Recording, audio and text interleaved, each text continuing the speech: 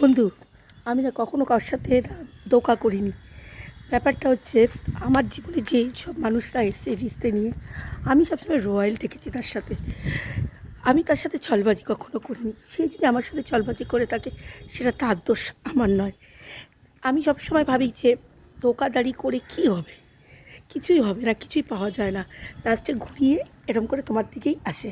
তার থেকে রয়্যাল থাকো লাইফে, জীবনে চলার পথে। তো সবাই বলতে পারবে মানুষটা অনেস্ট, মানুষটা গরিব হতে পারে, যাই হতে পারে, কিন্তু মানুষটা খুব অনেস্ট ছিল। এই কথাটা তো সবাই বলতে পারে।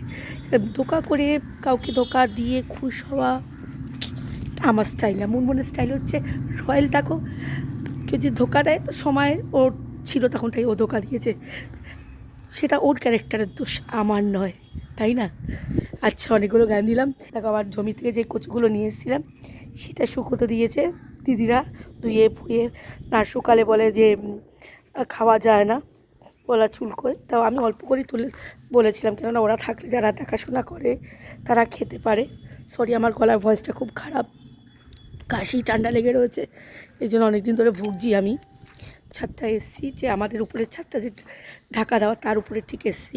তো এটাও আমরা সবাই ব্যবহার করতে পারি, কিন্তু এটা আমি বেশি ব্যবহার করি। তোমাকে দেখাচ্ছি, এটা ঢাকা রোদ্দুরটা লাগে না ছাদে, তো এইটাই আমি বেশি ব্যবহার করি। তো ছাদটা এসছি, ঘুরে ঘুরে ভিডিও বানাচ্ছি, আর ভাবলাম তোমাদের সাথে একটু শেয়ার করি। এই শেয়ার করলাম। দেখো আজ আমার লুকস কেমন হয়েছে, কীরকম লাগছে আমাকে কমেন্ট প্লিজ বলো আজকে লুকসে আমাকে কেমন লাগছে। রিলস বানালাম, তো এখন নিচে যাব, চলো তোমাদের কীভাবে নিচে যাই আমি। এই দেখো, সিঁড়ি থেকে নিচে যাব।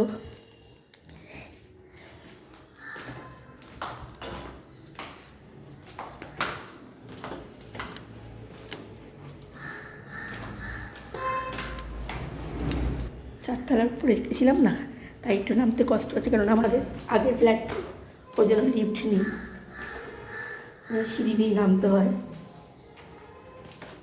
এখনকার ফ্ল্যাটে তো লিফট সব আছে, এই ফ্ল্যাটে লিফট নেই, আমার শ্বশুরমশাই কিনেছিল। এখন ওরা শিলংয়ে থাকে, আমরা এখানে থাকি। তো আমার ভিডিও বানানো ডান, এবার ঘরে যাচ্ছি। ঘরে ঢুকবো। আমার প্যারিসি দিদি, কি দিদি কেমন আছো? আর মাছগুলো দেখো কি সুন্দর খেলা করছে। ও খিদাও পেয়ে গেছে, জল দিলে না? দিদি কী বানালি? মাছ হয়ে গেছে? কি বানালি? করে ফেলেছিস? একটু দেখা কি বানালি।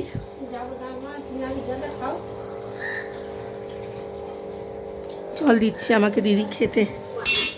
বাবা, পাপা কাটবে তো রে দিদি, দে দে। দাদা আপনি কেমন আছেন? হ্যাঁ বলেন একটু দর্শককে।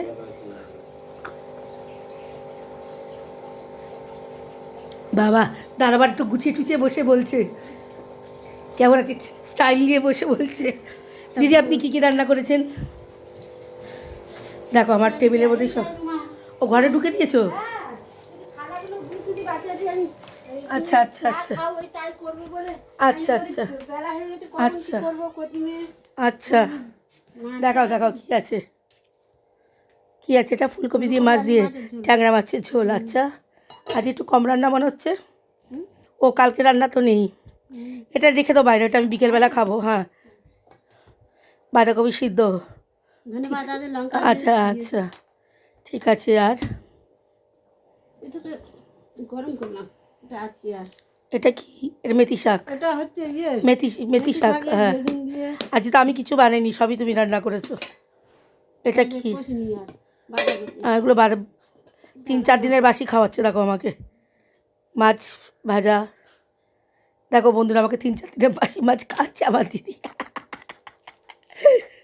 আরে মজা করছি, রাখো, সিরিয়াস ভেবে নিচ্ছে। আমি সব খাই, আমি রাক্ষস।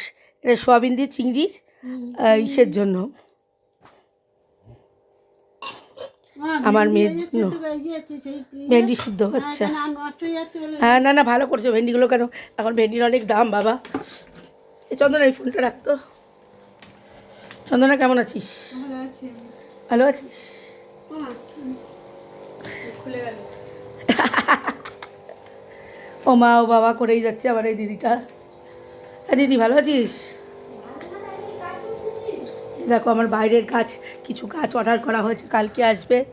তো গাছ, তুলসী গাছটা পুরো মারা গেল, অপরাজিতা গাছটা কী সুন্দর হয়েছিল সেটাও মারা গেল, এখন আর নেই।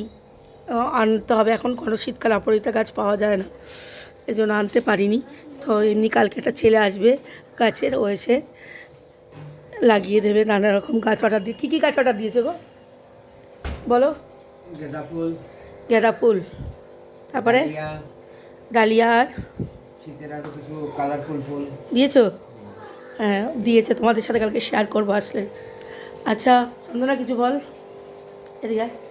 শেয়ার, কমেন্ট, লাইক, আচ্ছা সাবস্ক্রাইব।